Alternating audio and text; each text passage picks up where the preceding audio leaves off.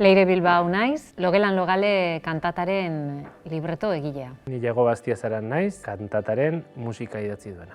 Gai bezala hartu dugu loa, hau da denok berdintzen gaituen zerbait. Eta noski, gero, amets egiten dugu, batzutan begiak itxita eta beste batzutan begiak zabalik. Kantataren trama da, haur bat lotaratzen denetik esnatzen den arte. Hori da, epe hortan gertatuko da dena.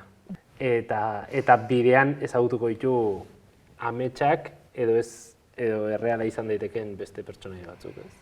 Bueno, lotan egoten garen bitartean edo erdilo gauden horretan, askotan guk geure buruarekin elkarrizketa bat izaten dugu. Orduan bera dago, bidaia horretan edo momentu epe horretan hainbat gauza deskubritzen bere barnekoak direnak, ez? Eta orduan badu misterio puntu bat, badu humoretik, baditu puntu surrealistak eta poetikoak ere bai. Kantata honen gauza bereizgarritako bat nire sorkuntzan, esan dezagun, izan da kolektiboan sortze hori, ez? Ez genekin nola lan egiten zuen batak bestearekin, ez? Leire okerrez banago ohituta zegoen musika bat jaso eta berak hitzak ipintzea, eta ni berriz ohitura daukat hitzen gainean musika ere ikitzea.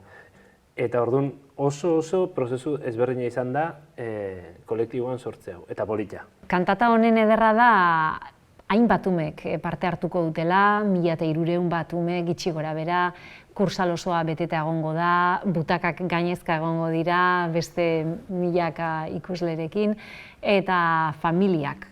Eta honetarako beren beregi sortutako istorio batekin, gaur egun sortutako istorio batekin.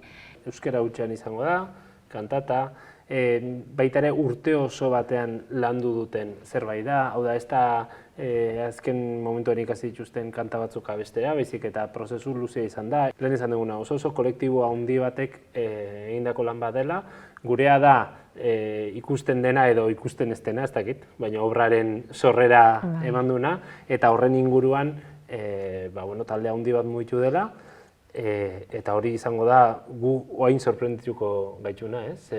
Ez dakigu emaitza, guk badakigu paperean nola ikusten den, baina gero errealitatera emango dutenak, milaka aurro horiek izango dira. Eta orkestrak eman digun aukera zoragarri honekin, ez? Ze ari dira gozatzen, baina ikasten. Igual agian joan dira orkestraren kontzertu bat entzutera inoiz, ez da berdina zu orkestraren parte izatea, ez? Eta zederra da, umeak euskeraz abesten entzutea Euskadiko orkestrarekin, eta agian egun horretan batek erabakitzen du musikari izatea.